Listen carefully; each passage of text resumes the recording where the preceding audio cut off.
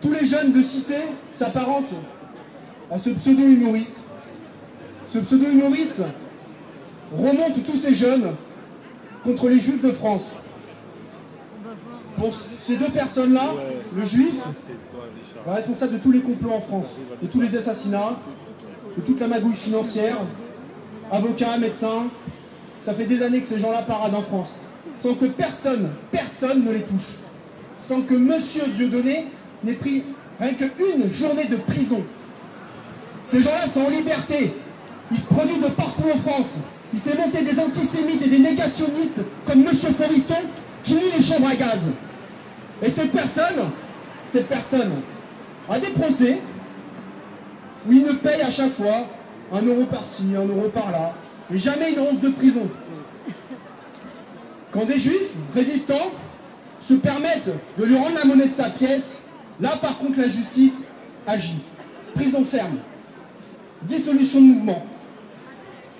Aujourd'hui on se pose des questions. Est-ce que le juif a sa place en France? En toute honnêteté, je vais le dire ce soir, non. Je le dis aujourd'hui, je ne le disais pas il y a 2 ans, 3 ans, 4 ans. Aujourd'hui en France, on n'a plus confiance. La justice fait très mal son travail vis-à-vis des antisémites. La police, j'en parle même pas. Je m'explique.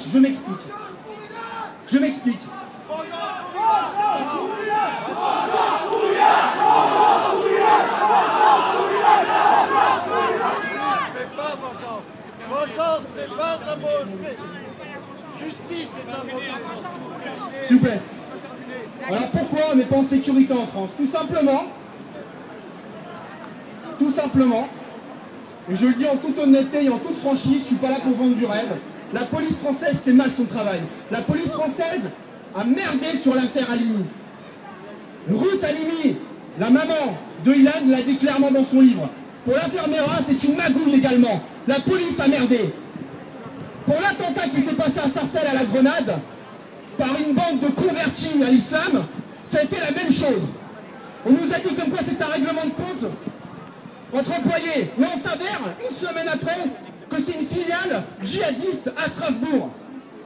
Et le problème, c'est que c'est tout le temps comme ça. On essaie tout le temps de cacher l'antisémitisme pour nous faire plaisir. Non, vous inquiétez pas, mes frères juifs. On est en sécurité en France. La police veille sur nous. Bien sûr, comme en 40, elle veille aussi sur nous. Alors, ce soir, je suis sur l'angle de bois.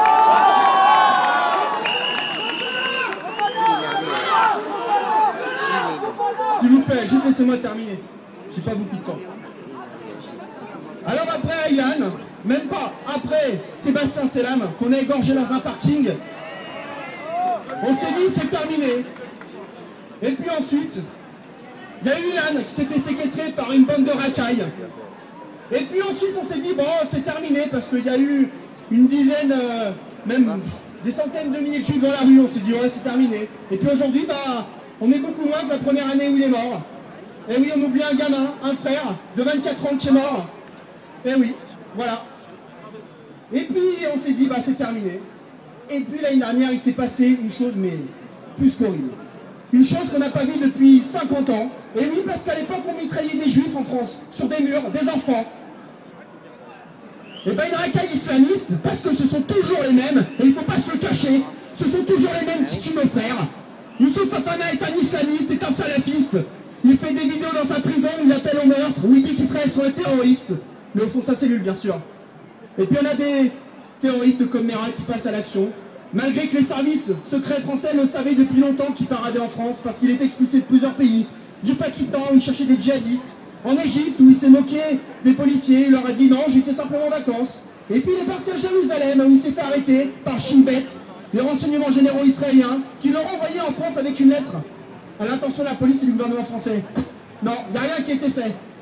Par contre, on a attendu qu'il ait tué un père de famille et 3 enfants de 3 petits-enfants de 3 ans.